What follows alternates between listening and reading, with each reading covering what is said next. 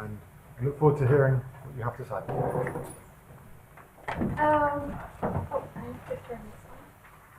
Yes. So today, indeed, I'll talk about mostly immune cells, but if I get to it in the end, maybe also a little bit of tumor cell biology, since that's what I did during my second postdoc. So I'm currently at the UMCU in Utrecht, setting up my own group, as Erik already said. So just to give you a little bit of background on who you have in front of you. So I started out doing my PhD in immunology and mainly human immunology. I was interested in T-cell dynamics, but in terms of how long does a naive T-cell live, how long does a memory T-cell live in a human body, and how does that compare to mouse. So I did I did some heavy water labeling in humans in order to get at the lifespan of T cells, of different subsets of T cells, and I worked a lot together with mathematical modelers on those projects, and I really enjoyed that because I really felt that I could get a lot more out of my data. So then I switched gears and changed. I thought at least I'll stay to T cell dynamics, but I wanted to learn more techniques because I felt heavy water labeling in the human is about as far as you can go, and I wanted to investigate more the mechanisms at a deeper level. So that's when I went to Ron Germain's lab at the NIH, and there I did some neutrophil and T cell dynamics, and now T cell dynamics meaning imaging, intravital imaging of these cells, but also more traditional FEX studies. So then I did a second postdoc with Jacob van Rijn at the Utrecht Institute for another 2 years, and he has developed these great imaging windows that allow you to image the same mouse over multiple days, and that obviously allows you to address a whole lot of other research questions that weren't available if you just have a couple of hours as a terminal experiment. And then next I'm now assistant professor setting up my own group, and I will in the future implement these windows for my immunological questions. So the talk today will consist of 3 parts. First, innate cell extravasation and recruitment, then T-cell motility in the lymph node, and thirdly, if we get to it, imaging windows. So I didn't bring just my own data. I've also brought a lot of data from my colleagues and things that I've, I guess, dogmas that when I read them in the textbook and then when I actually came into this world of intravital imaging turned out to be quite different than the textbooks suggested. So also I hope we can have this session really interactive. I also have some assignments for you to interpret the data yourself and discuss. So please, if you have any comments, just speak up. And that's why I also don't want to have the discussion at the complete end, but just have the discussion continuously. So if I look at you guys, how many of you have some relation to immunology? I guess we all do, that's right, a couple of you. So just some small background so that we can move into this field. The blood contains of red blood cells and white blood cells, and you can separate these using a certain gradient, and then here indeed you can see the red blood cells are at the bottom and your white blood cells are here at this layer. Your neutrophils will also be together with the erythrocytes right here. So just to emphasize that the blood cells that I'm talking about today are the white blood cells and not the red blood cells. And then if we divide the white blood cells into the different types, they're basically, you can divide them into twos. You have innate immunity and you have adaptive immunity. So So the name already suggests it. Innate immunity is rapid. And these are generally cells that can recognize specific bacterial walls, danger signals, so very common things. And they are also evolutionary, much older than these guys. And they have a reaction time from 0 to 12 hours.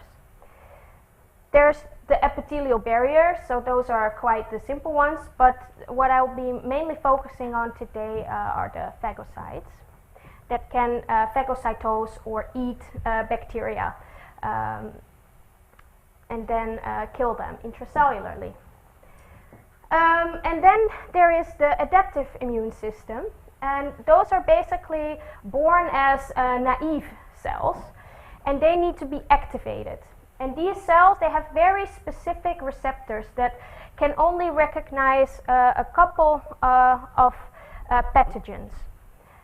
So they can therefore, they're being made in huge diversities, and that's why they can also recognize mutating pathogens. So their specific receptor can bind to pathogens presented to them, and then they start to be activated, and they will start to proliferate. And the T cells can then become effector T cells, and your B cells can then start making antibodies. And these antibodies have the same specificity, and they can then coat all sorts of particles and sort of flag them for the phagocytes. So there is links between the innate immunity and the adaptive immunity, in that if a pathogen has these flags of these antibodies, the phagocytes can recognize them more easily and also engulf them. And then the cell that is presenting the pathogen to this T cell receptor are dendritic cells. So, and this will come in handy at the second part of the talk. So then, if we think of where these cells come from, so these phagocytes, they come from the bone marrow. They come from the bone marrow, they move into the blood, and then upon signals in the body, they will extravasate and move into the tissues. And with phagocytes, I mean neutrophils and monocytes.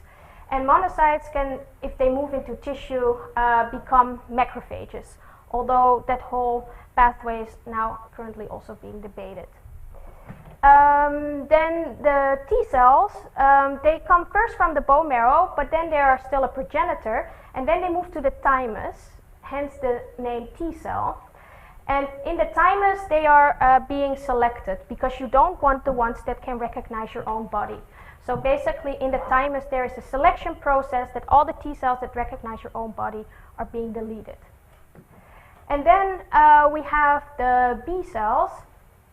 And the B cells, they are born in the bone marrow, and that's why they are called B cells. Yes? Is there a reason why we create T cells that would attack us? So it's very, very interesting question, I think, because, and it's exactly what I've been working on in Ron's lab, which is not the intravital imaging part, because we were also, actually, it's not even that, it's even worse, because basically, self-antigen is a survival factor as well. So it looks as though you need to see some self-peptide in order to survive. And we've been really puzzled by it, and what we've recently found last year is that if you recognize self-peptide better, you also recognize foreign peptide better. So there seems to be a relationship, and we're now also indeed working together with modelers how that works, if it's a sort of inherent stickiness, specific motifs that in both cases are better binders. So we basically see that the binders that are better binders to self are also better binders to foreign pathogens. So it's a very tight balance. You don't want the ones that really recognize self too much, but apparently you do want to choose the ones that recognize self quite a bit. Yeah, so first I'll talk about the innate response. So what happens now if we cut ourselves with or prick ourselves with a small needle? So that's what I did here in this mouse ear, where I also injected heat-killed bacteria. So these are not growing bacteria. So I punched the mouse ear with a small needle with some bacteria that are red, and then in green you can see the neutrophils coming. And basically I've been trying to do this prep as quick as I could. So it's probably been 10 minutes since I put the prick, because then of course I have to put the mouse on the microscope and start the movie. And you can already see that neutrophils have started to come in. So now I will play this movie. It's a 30-minute movie. And then you can see how quickly these neutrophils start really directed moving to this bacteria and already encapsulate these. Where is this window on the mouse? This is not a window, it is the ear, the mouse ear. Oh, it's the ear So, pinch. and the ear is quite thin, so you can image it directly through the skin.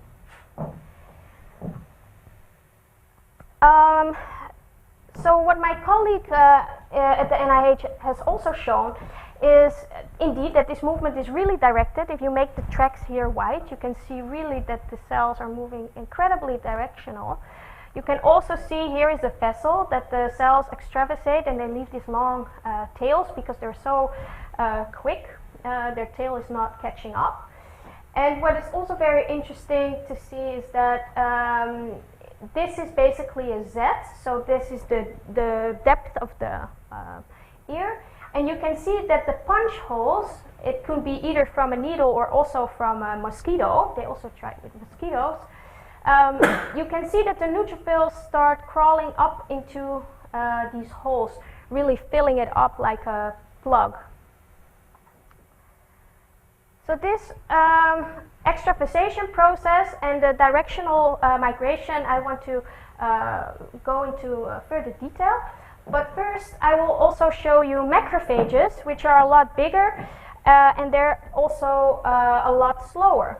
And I have in the same image also T cells, so then you can sort of appreciate the dynamics of these different cell types. So the big green blobs are the macrophages, and the neutrophils are the smaller elongated cells that are moving extremely quickly. And then here you can see T cells walking around. In this case, it's a granuloma, so it's a macrophage ball. And the T cells are confined into this area.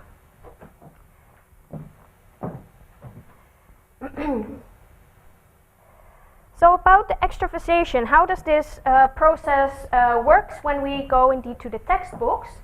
What you then see is that you first get what we call rolling behavior.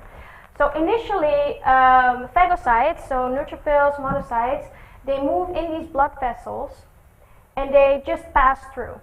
But then at certain areas where there is danger signals, these danger signals will signal to the vascular endothelium that there is something there, and they start expressing selectins. And these selectins can bind, in this case, sialyl Lewis X, but also there can be L-selectin here and sialyl Lewis X here. So these interactions basically make these neutrophils start to roll on the endothelium. And then, while this rolling is occurring, there's more signals coming in, and these are now activating the integrins on the membrane of the phagocytes. So here you can see a conformation that is inactive, and then because of these signals, these integrins get activated, and now they can also bind ligands on the vascular bed. And that's when they really have a stable adhesion. So the selectins cause this rolling behavior, and the integrins cause this stable adhesion. And then the cells migrate through the endothelium. So here are the binding partners. As I said, it can be L-selectin on the, this is now the neutrophil or the phagocyte side, and this is the endothelial side. you can have CD62L here and SLEX on this side, or PSGL1. And you can also have E-selectin on this side, and then the SLEX on the side of the neutrophil. And then importantly, we have the inactive integrin, which can become activated by getting this taline protein. And then basically in that state, it can bind its ligand ICAM1. Another textbook picture is the following. So in this case, we have indeed, as I said, the sialyl Lewis X on this side. And we have the L-selectin binding this part here. And what was always put forward in the textbooks is that this rolling causes the L-selectin to shed. So because of this adherence and the rolling, this L-selectin is then being shed from the surface. And indeed, also in vitro, we can see that if we activate phagocytes, that they start to lose this CD62L, L-selectin. And then here you have a similar process where they show that the integrins are causing the stable interactions, and then you can extravasate.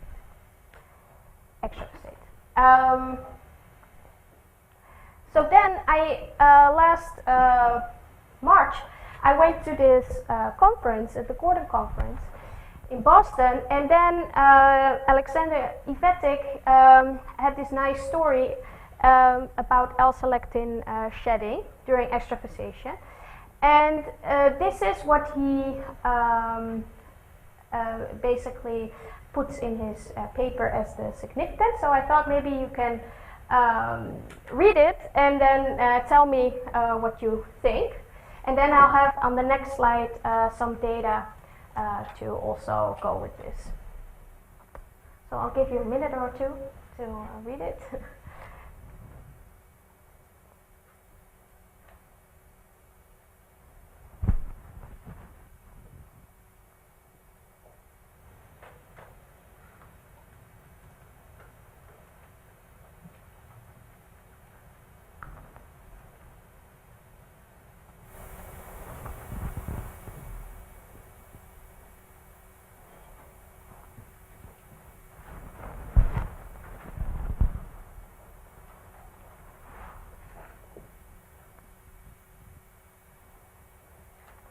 Okay, so then these are the data to go with it, and then basically what you can see here is the L-selectin, and you can see this is the side of the vascular wall where it has already been through, basically, and here you can see the L-selectin stain. And here is the same thing. At the bottom, you can see the cells peeking through the vascular endothelium, and also an L-selectin stain. So, does somebody dare to give their thoughts on what they see here? Surely somebody must be brave enough, right?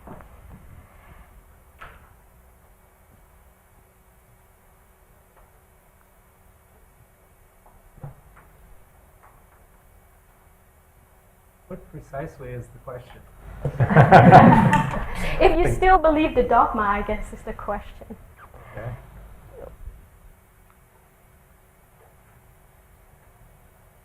Oh, sorry, so the claim is that the VE cadherin and the L-selectin are co-localized?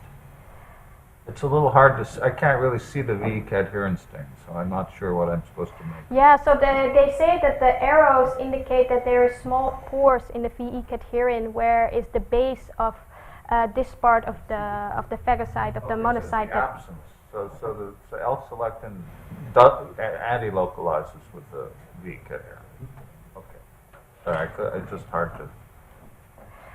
Yeah, so I guess if you would go back to this picture, what you would expect is that, because we're basically looking at this part here, so if we really believe that the rolling is shedding the L-selectin, then basically you would think that this part that you've see peeking through the vascular endothelium would already have lost the L-selectin. But what this Alexander actually finds is that this part is really still expressing L-selectin, and he even finds that if he inhibits the L-selectin shedding here, that the cells don't get the directional migration anymore, and then they don't seem to go through anymore. So you basically even need this L-selectin here on this side in order to polarize and migrate through the interstitium. One question. I always thought that shedding means some of the L-selectin is basically left as a trace, but not that all of it is gone. Yeah, although I must say, if you look at L-selectin shedding in vitro, and also if you look at shedded cells in vivo, you can see it's a smear. Yeah. But so you're right about that. But you can really see a huge overlap with the negative cells as well. So there are definitely cells that are negative. And if I isolate my neutrophils from tissue, then they're really overlapping with the negative peak. So it does appear that once they are here, that they have lost their CD62L. That you can confirm with expression analysis on a flow cytometer. But apparently not yet in this phase right here, and it appears to be really important for the movement and the extravasation through the tissue. So that is what you can see here. These bulges still contain L-selectin. And then if they start to move further out, they start to lose the CD62L. So apparently the shedding part here is not occurring in vivo. So another really interesting finding is from Susan Norshaw's lab, and what she found is that when these cells extravasate, they don't appear to do so randomly, but they appear to choose specific sites between parasites. So these parasites are basically ensheathing the vascular endothelium, and only at areas where there are holes in this parasite network, the neutrophils seem to crawl out. So there then exist these hotspots where cells follow each other out through these holes, as opposed to random migration through the vascular wall. And that you can also see here. You can see that indeed neutrophils then move through the endothelium, and then in between the layer of the parasites and the endothelium, and then start to exit at these spots where the parasites have holes. So then if we look next at the migration part in the tissue here, also a debate has been whether or not you need integrins in order to have display motility in the tissue here. So this is generally what people thought, how people thought the movement would work, and that is that you have this lamellipodium that has actin polymerization, and then basically you have contraction at the rear end, and you have attachment containing integrins, and that you basically need this attachment of these integrins in order to be motile as a phagocyte. And then one of my colleagues, he found the following, very interestingly, that, and also already sort of introduced by Eric, is that 2D is very different from 3D. So yeah, I guess I wanted to do the same kind of assignment here, but I'm a little bit worried now. I'll try it one more time. So in order to understand this figure, you can see here is integrin knockout cells and tailin knockout cells. So to remind you, the integrins are supposedly in this scheme needed in order to have this attachment phase and needed for the motility. And then another way of knocking this out is by knocking out tailin, the protein that is required to make this integrin active. So it's basically two ways of disabling the integrin adhesion. So then we have here these knockout cells in a 2D environment, and here we have them in a 3D environment. So can anybody tell me what we see here in figure B?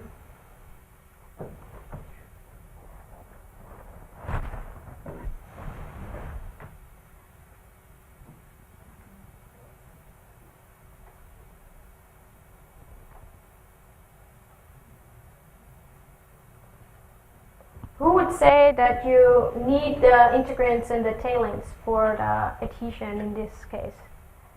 Well, that's certainly what it seems to show. Yes, So right? I'm happy to be shown. I'm happy for you to explain why it's wrong. But that graph No, seems to it's show very that it does obvious. require them. Yeah, exactly. So that's where all this data stems from, indeed, that basically you think you need the integrins in order to adhere and also move on these surfaces. And then we go to the 3D environment. So now what do you see? Nothing. Exactly. Doesn't matter anymore. It doesn't matter anymore, because here we see the speed has been is unchanged compared to the integrin knockout and the tailin knockout. And here we can see chemotactic motility, and it's also unchanged in these cells. So basically, what is required in this 2D environment is very different from what you need in a 3D environment. And there the integrins are not important. And then my colleague also showed this because these are dendritic cells, and here also for granulocytes, so these are the neutrophils. You can see that the integrins don't decrease the speed, and also in B cells they don't decrease the speed. So it seems as though perhaps in 2D environments you need these integrins, but surely in tissues these integrins are not important for motility. So it's really important to understand your model system. And obviously these matrices are for some certain questions better than the 2D matrices, and in intravital imaging obviously would be even more physiological. So of course then also people started doing this with intravital imaging. And here what do we see is again we have these integrins. I will show you here a little bit, because basically these integrins, they contain two subunits. So you have CD18, and it's paired with LFA1 or paired with CD11A to have the LFA1, or with CD11B to form the MEC1. And that's basically what they are knocking out in this system. So this is a paper by the lab of Paul Cubes. And here they now have a sterile damage. So they damage the, in this case, liver of a mouse by a laser injury. And then they look over time at the neutrophil recruitment to this sterile damage. And now what do we see? Of course, if there's an injury, there will be neutrophils coming in. And now if he blocks MEC1, so one of these integrins, basically before anti-MEC1 you can see these neutrophils going very directional here to the site of the injury. But now if he gives anti-MEC1, you don't see this. So that sort of seems to oppose again what we saw in this figure here, where it looked like we didn't need the integrins. And now all of a sudden, here in this liver system, it appears that we do need the integrins. But it's a little bit cheating because, of course, this liver here is all vascular bed. So there's all these sinusoids that are the vascular bed. And what we are looking at in this case is a 3D environment of collagen, whereas basically what we're looking at here is vasculature, which is more again the 2D environment. So that's basically the model is as described here, that you do need these integrins for the rolling again on the sinusoids of the liver, and that then they can start to gradually, directionally move to the sterile damage area. And then, interestingly but confusingly, this is not integrin dependent but CD44 dependent in bacterial inflammation. So also it seems that if you have a sterile inflammation or you have a bacterial inflammation, that again different rules apply. So back to the ear, where my colleague also looked at the importance of integrins. And basically this is a little bit like I showed you before, but now he also made a sterile laser damage as opposed to a prick with a needle. And then you can see over time that there is directed movement of the neutrophils. So these are just the tracks of the neutrophils. And you can see that they are migrating to the injury site. And also what's interesting is that over time you can see these clusters appearing. And these clusters are dynamic. They're not in the same spot the whole time. But yeah, they appear to form transiently. So these are two behaviors that Tim wanted to investigate what the role was of the integrins and of LTB4. So again, he used tailin knockout mice and integrin knockout mice, but then integrin B1 and integrin B2 knockout mice, and the B2 are the integrins that we've been discussing so far. And then in addition, he looked at a compound called LTB4, and that's very chemotactic compound, and it's being cleaved by enzymes from lipids in the membrane of the cell. So if there's danger signals, these lipids can be cut by enzymes, and this forms this LTB4 that is also very chemotactic. So Tim looked at the role of integrins and of this LTB4 in this behavior that he saw of the directional movement and of this clustering. So here we can see the neutrophils coming into this cluster, and what was really apparent was that if you look at the second harmonic signal, so the collagen fibers, you can see that at one point at 30 minutes you can, and also a little bit on 50 minutes, you can start to see that these neutrophils, they're pushing away this network basically. So it's not that they're proteolytically degrading it, he ruled that out, but it's really pushing it out. So he also looked at this phenotype in these different knockout cells. And what he now could see is that if you put in wild type and tailin cells, and I must say that for this he did a special trick, because of course, again, if we would just look at the neutrophil recruitment from the vasculature, you would expect that the integrin knockout cells would not be able to extravasate because they need the integrins for the extravasation. But he wanted to see if the integrins were also needed in the tissue itself, so beyond the extravasation. So what he did was he basically injected these cells in the ear tissue and then looked at their recruitment. So they already bypassed the extravasation phase.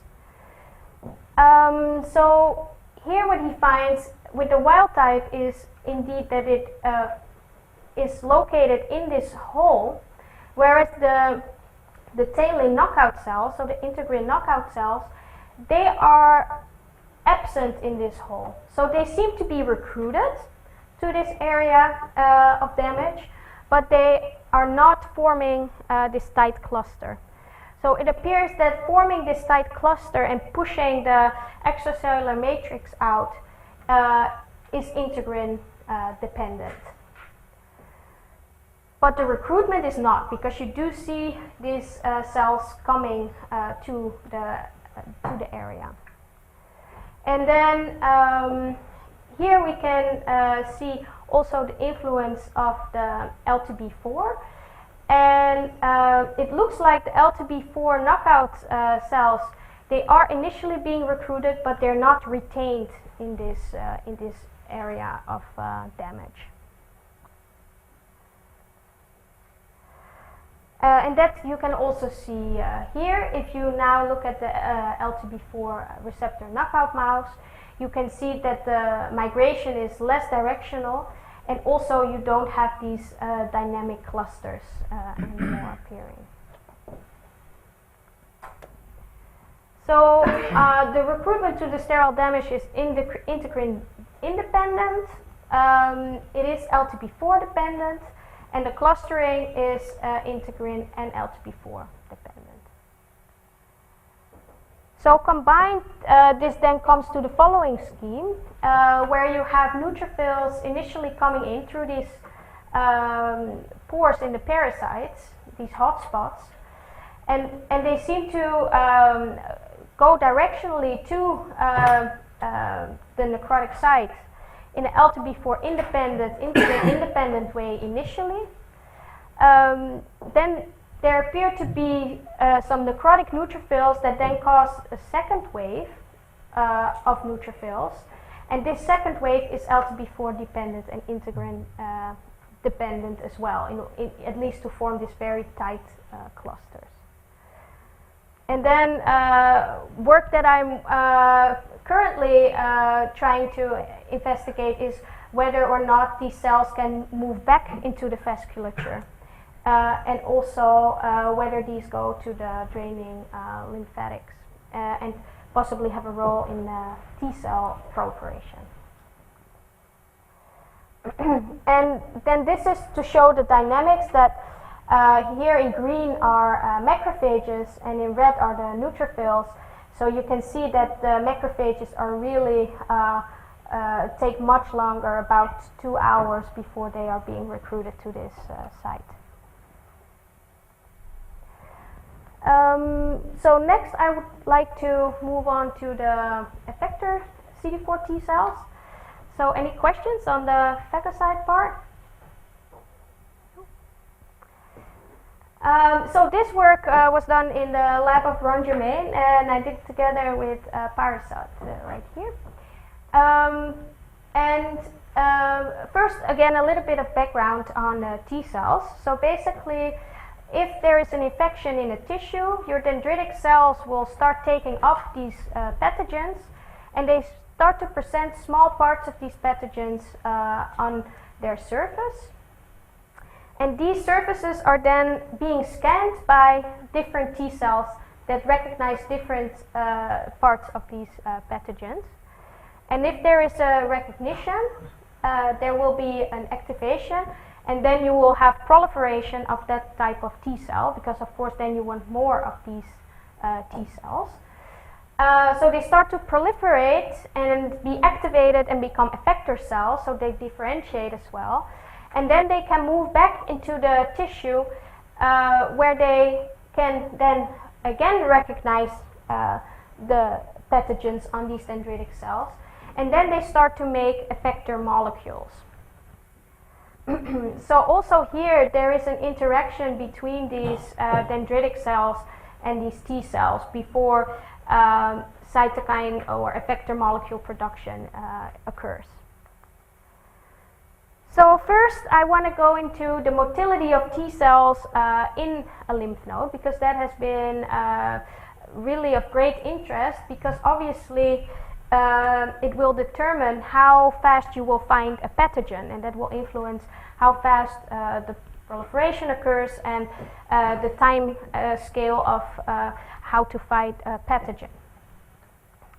So people have been looking at how the motility is of these T cells and the scanning behavior on dendritic cells.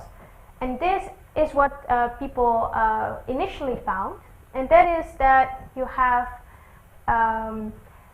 different T cells that seem to move in what they call these stop and go fashions. So if you here look at their velocity, you can see that it varies greatly. So they seem to move and then hold back a little bit, and then move and hold back a little bit. And here they also show that there is some sort of periodicity to it, that you have a certain burst and then it stops moving again. And then if they looked at whether these cells were really moving in a directional manner, this is what that looks like. So here you have all the tracks put onto the origin, and you can see that the cells seem to move in all the directions. So it's not that they all move from point A to point B. And also they show with this analysis that indeed it's random movement. So this is what we thought. And then one of my colleagues in Ron's lab thought about, well, it's all black in here, but obviously it's not all black, because there's a lot of tissue there, a lot of things that could obstruct or guide this movement of T cells. And indeed, if you look at these confocal pictures, you can see that there is this dense network of collagen that is covered by this FRC network.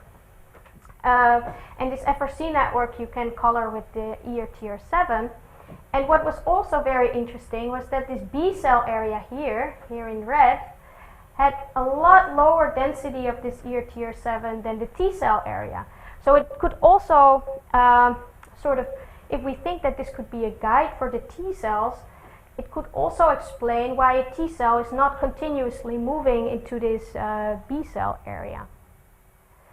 And what he found, if he now colored a few of the cells, because obviously here it's packed with T cells, so if you look at them all, it's very overwhelming.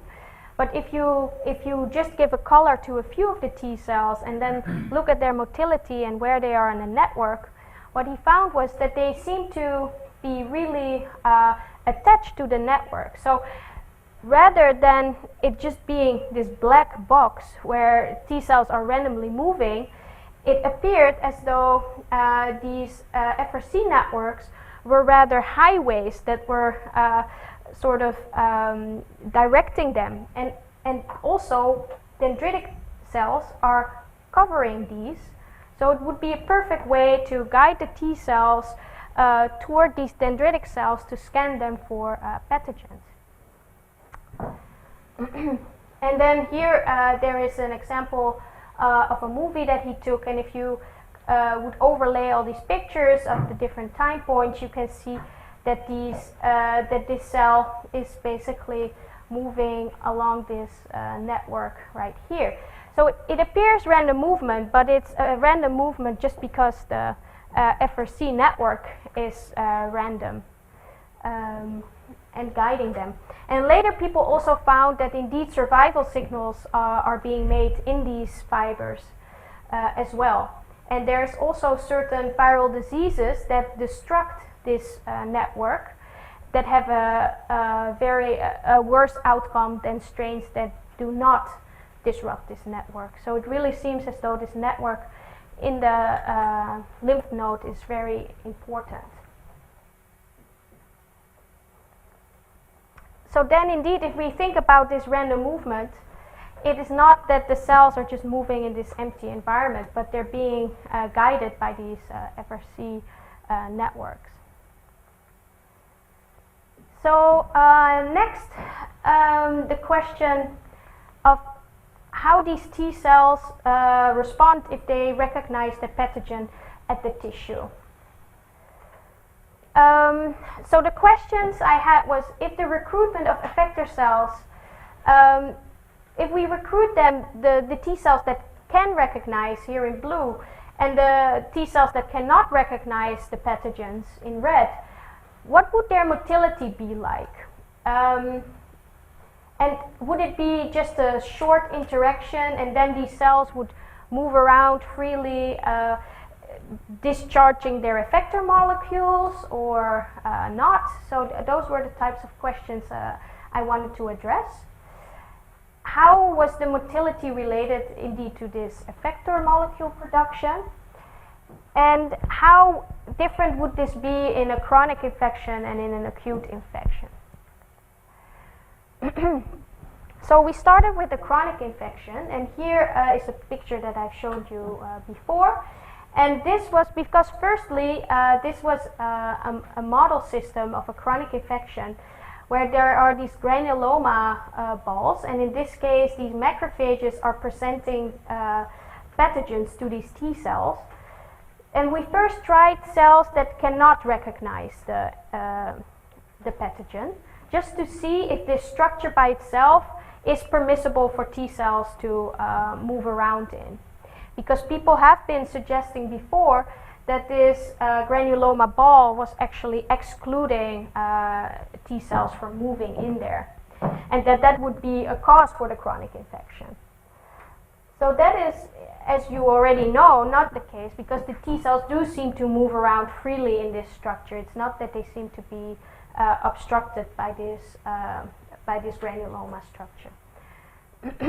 So it's not that this granuloma is walling off the effector T cells.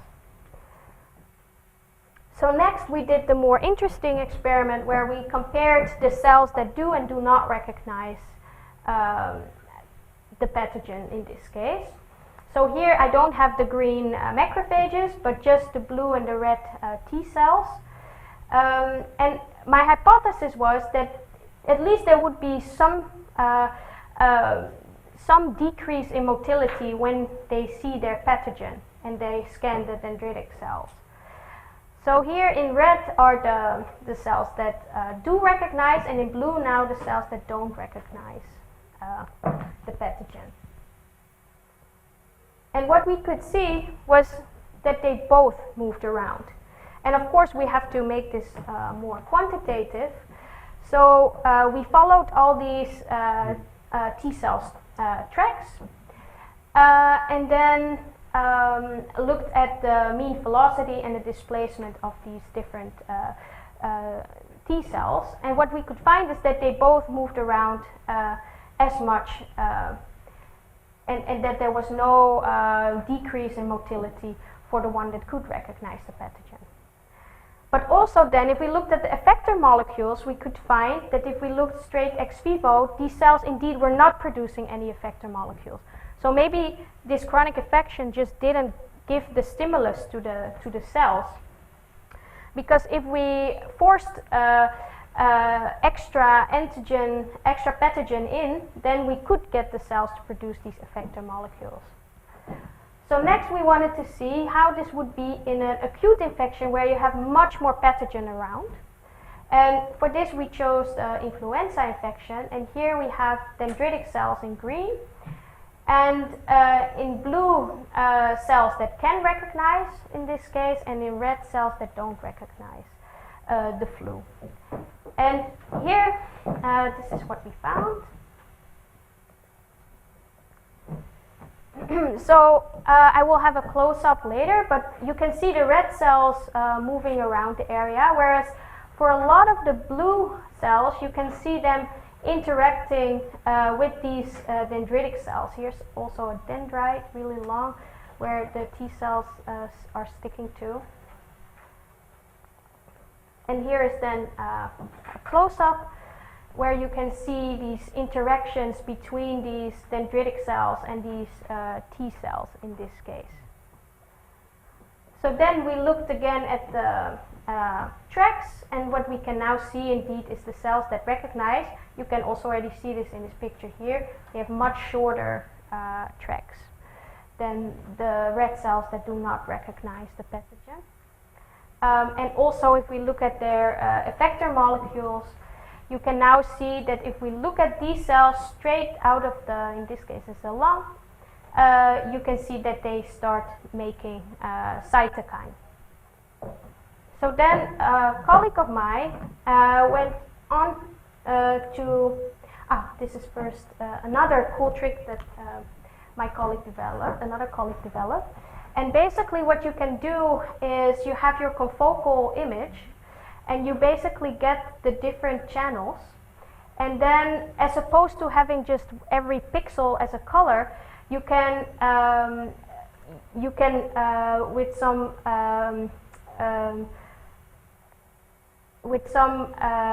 thing in the software, you can make cells basically as opposed to just separate pixels. So now you have a cell, and then you can look within this cell if the other color is also expressed or not. But also what you can now do is basically display these cells as flow cytometry plots, where you can see cells that are positive or negative, or positive for another one, or double positive. And then you can backgate them in your confocal image. So that is a very nice way to be able to isolate your cell of interest and then look back at where the location is of this specific cell that is expressing 3 or 4 of the markers that you put in. So that's also what we did for our model. And then what we wanted to see is how far we are from an influenza-infected cell and how much cytokine is being produced. These are the cells that don't recognize the flu, so they don't produce any effector molecules. And then the cells that can recognize the influenza, you can see that they only make cytokine effector molecules when they're close to an infected cell. So it doesn't. So we find that they stop in these movies, and we also find indeed that they produce these effector molecules close to infected cells. So it doesn't look like these dendritic cells are activating them. If we go back, these dendritic cells are activating them, and then they move around and randomly start to produce effector molecules all over the place. It rather seems that this interaction is really making them confined to this area and only produce effector molecules in this particular area where it sees the antigen. But then what my colleague also found is that this process of stopping doesn't seem to go on for hours. Rather, it seems that from about an hour onward, you can see that gradually all these T cells start to increase their motility again. So here's a control peptide, nothing happens. If you add peptide and you add more and more of this pathogenic peptide, you can see that the cells tend to stop more, but in all cases the motility starts to come back. So it's very transient. It's not that the cell will stay there for hours and produce effector molecules for hours.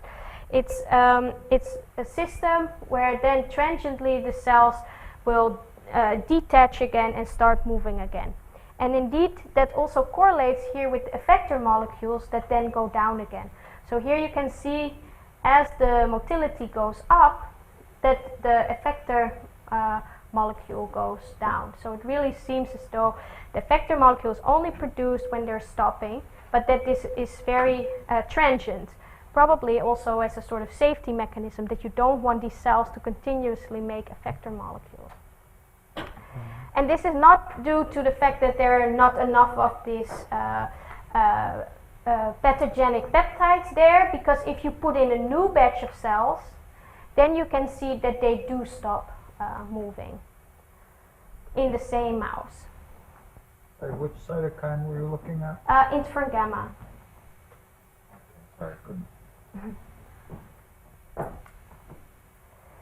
And then he finds that if he blocks PD-1, that then you don't have this transient stop, but then the cells continue to stop and they continue to produce this effector molecule.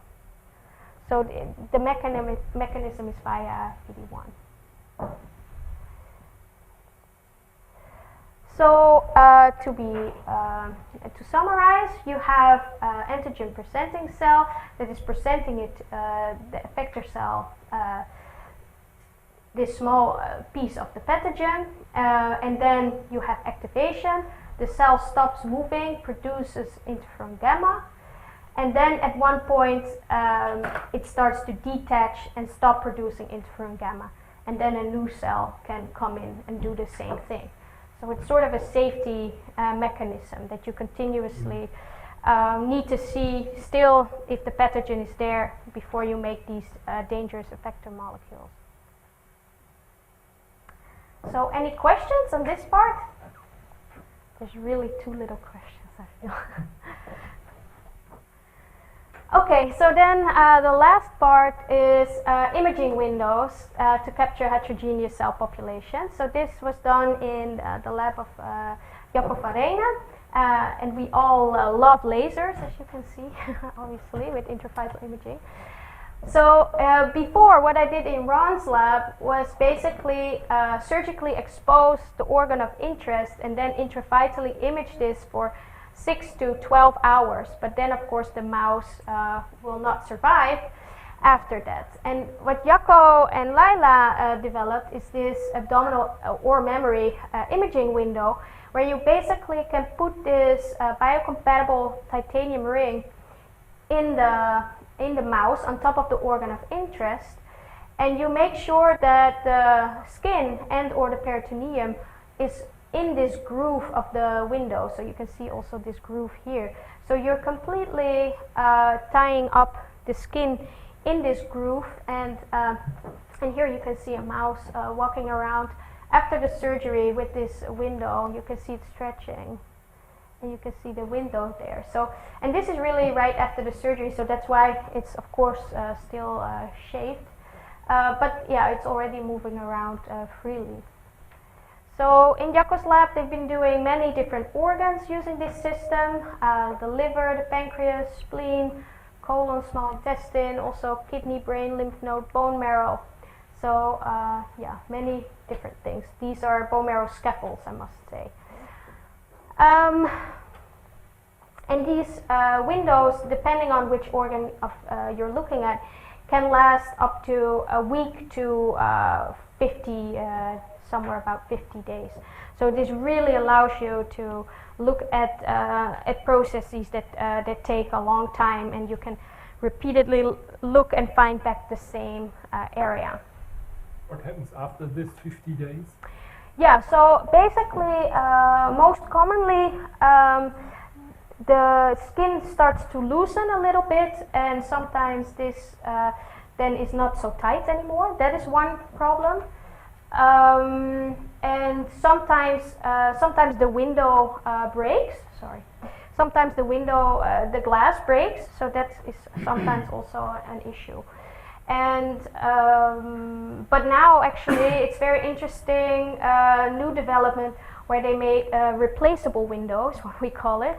So it's that you can sort of unscrew the window part such that if your window is broken, you can replace it with a new window. So that is one of the problems that we can then address. And then sometimes it happens that there is a fibrotic layer, and that just doesn't allow you to image anymore to the depth where you initially was. And then, for instance, the intestine can sometimes be a little bit tricky, because you are sometimes obstructing it a little bit by placing it in the window. So yeah, you sometimes have constipation of the mouse that you cannot help. So I think different organs have their own different challenges in this respect. But there's never, I've never seen any sign of really infectious area around the window. That I've actually never seen. That's never one of the problems.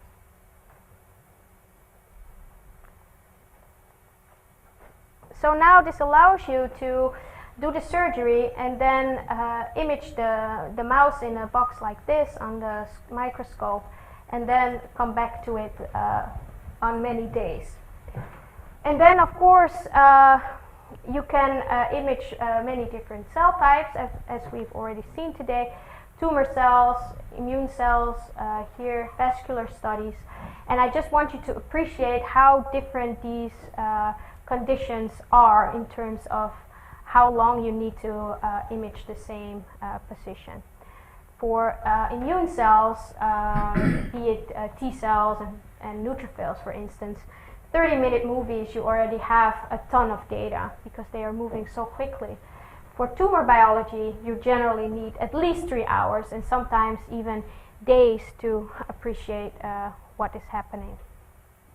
And here in this case, vascular studies, of course, this is as fast as we could do it, a 3-second movie. And then here are some examples of the small intestine, the pancreas, islets of Langerhans underneath the kidney capsule producing insulin. So many different applications. And then of course you need to find back the same area. That is also sometimes a challenge. And one of the things that can be useful is this collagen network that we can, with the two-photon microscope, we can see through a sort of second harmonic generation that is reflecting the collagen fibers. And we've already seen many of these pictures, and these have certain patterns that allow you to find back the same area over time. So here you can see at day 0 and day 1, they completely overlap. And here is a control, it's flipped so that you can see what it looks like if it's not well corrected. So this can allow you to find back the same time. And here is then an example of following how here metastasizing tumor cell is growing out in the liver over 5 days on the same area. Another way that you can can be very powerful is to change the color, but you need to have cells that have this specific marker in them, and that allows you to switch part of the cells from green to red, and then now you can follow this area over time, and then for instance compare regions that have hardly moved in a day with regions that have moved a lot during one day. So this of course then only works for tumor cells that for me as an immunologist move really slowly, because obviously if you were to do this with T cells, the red cells would be all over the place already the next day.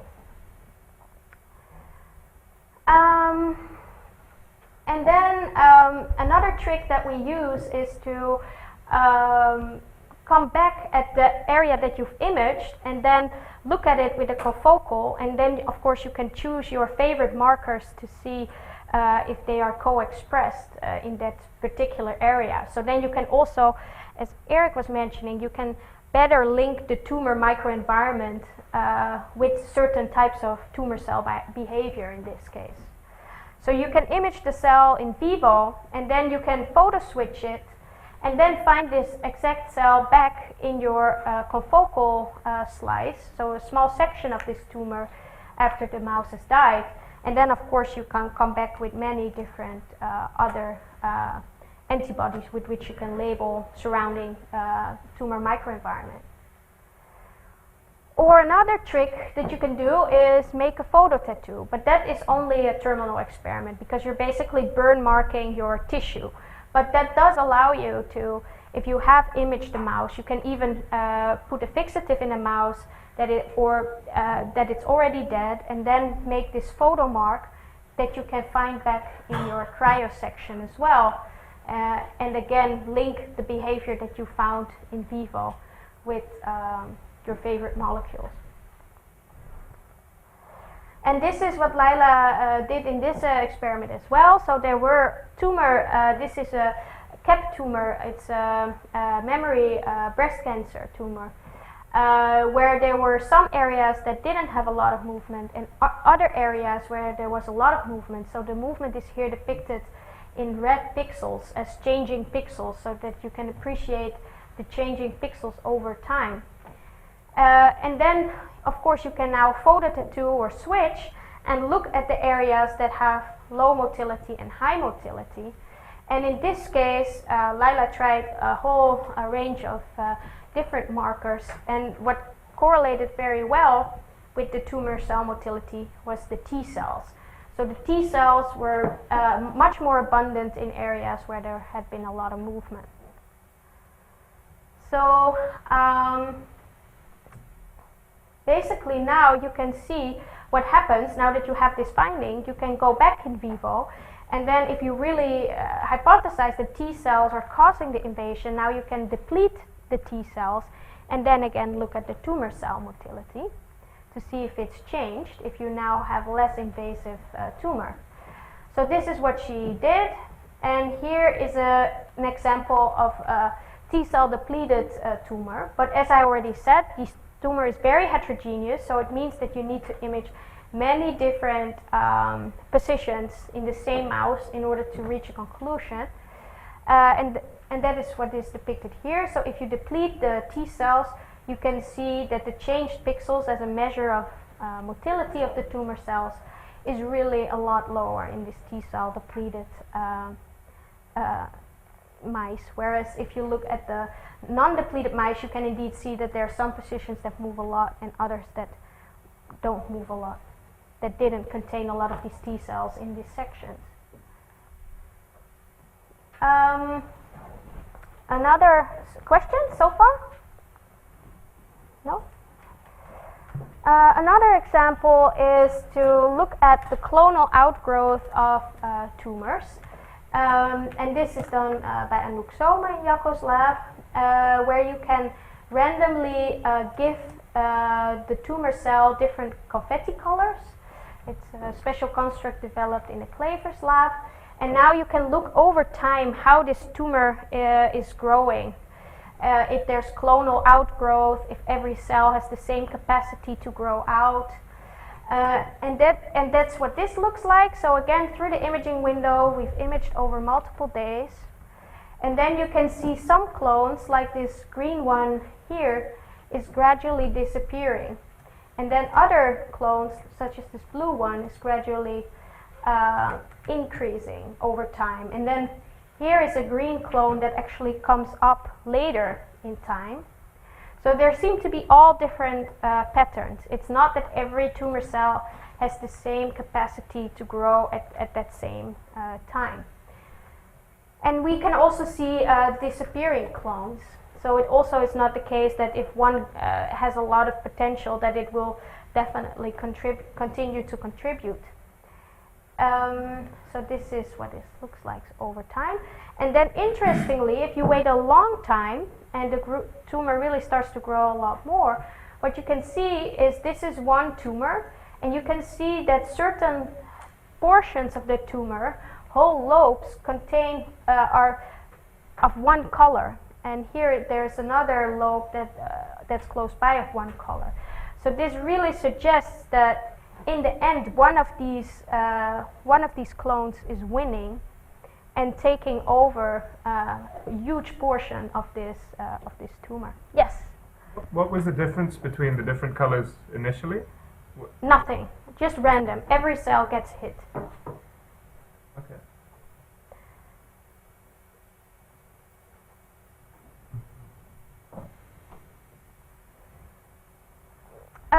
And then lastly, I want to talk about cell-cell communication through microvesicles.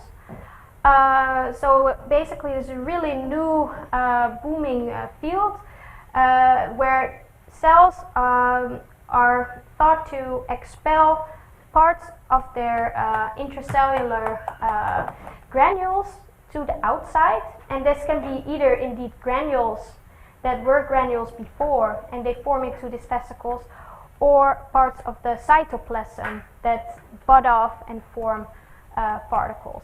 So the particles that we are talking about have a lipid layer, but we cannot distinguish which microvesicle comes from which pathway. We can only just monitor the bulk of these microvesicles. And they contain RNAs, proteins, DNAs, lipids, so they contain many different things.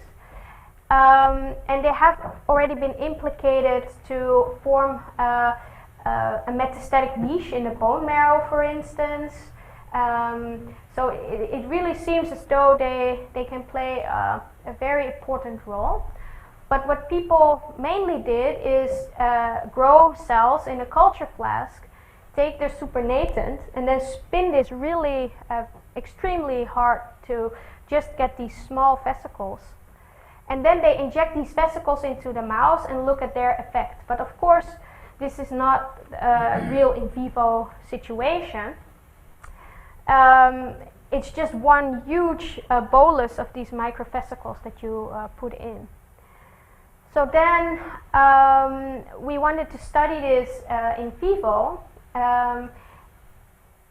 and see if these vesicles are really also in vivo transferring between cells. And what is the function of this? So for that we used intravital imaging and some genetic fluorescent tricks. So what is this trick? So we have cells that express creep, and they are blue or non-colored. And then basically we have cells that are red, and if this creep is transferred via a microvesicle, this cell will then turn red because this roadblock is being excised out. So all the cells that are red have had microvesicles coming in and getting rid of this roadblock and turning from red to green. So first, Anouk looked whether, if she did this in vitro approach, whether or not she could find Cre protein in these vesicles, if she did this protocol. And then she couldn't find any protein, but what she could find was mRNA. And also she could see in vitro that if you label the vesicles with green, you can see them being taken up by tumor cells in vitro. So then, of course, more interesting was the in vivo experiment, where we now have the donor uncolored cells, and we want to look at the recipient cells if they turn from red to green. And yes, they did. So here's a negative control, and if we indeed mix these cells up, you can see that green cells start to appear. And then if we compare the motility, it really seems as though the cells that have taken up the microvesicles are more motile compared to the red cells that have not taken up the vesicles. And that you can see depicted here. And also here, that the distance of these green cells is, and the displacement is much further than the red cells that didn't take up the vesicles. Yeah, and then lastly we also use this confetti mouse together with the Clavers group to look at how the intestine grows and at the stem cell potential. So basically what happens if you, the stem cell area of these intestinal crypts is here at the bottom. So you will hit, again, this confetti construct randomly. But what you can see over 8 weeks is that all of a sudden you have monoclonal crypts as well. So it looks like one of the stem cells at the bottom of these crypts is the winner and takes over the whole crypt, basically. And what Jacco now did is to look in this stem cell niche, which is at the bottom of the intestine, villus, and then see what happens if you hit a confetti cell here, really truly at the bottom, or if you hit it here at the edge of the stem cell region. Reasoning that perhaps if you're at the at this area here, you're more likely to get kicked out and being won over by one of them here at the bottom. So, and basically, indeed, that is what they find. They find that if you're at the border, you tend to get lost from the crypt faster compared to if you started at the center. So, with that, I'd like to conclude, and we'll take any further questions you might have.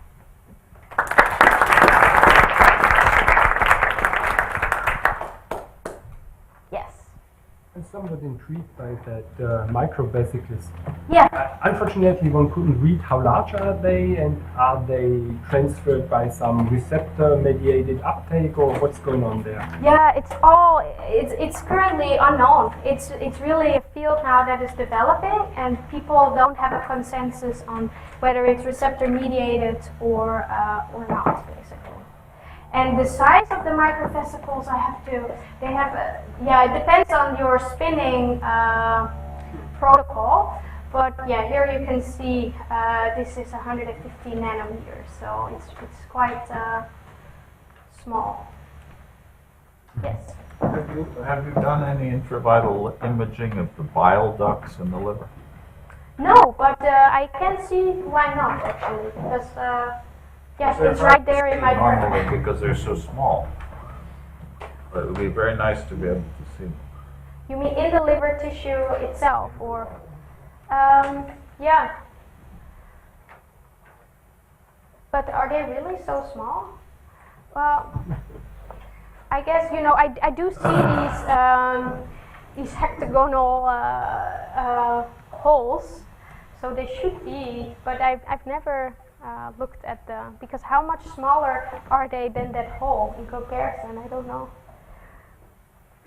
Yeah, I don't know how big they are because I guess the resolution is about maybe half a micrometer or something. Well, you'll see them. Yeah. They're not that small, but they're a lot smaller than capillary. They're a lot smaller than the sinusoid. Yeah, but the sinusoids, they're quite big. Yeah. Yeah. Because that may have some mediation of immune response in the liver too. Yeah, in what way? Well,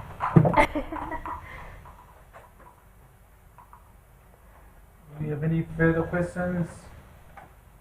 If not, let's thank the speaker.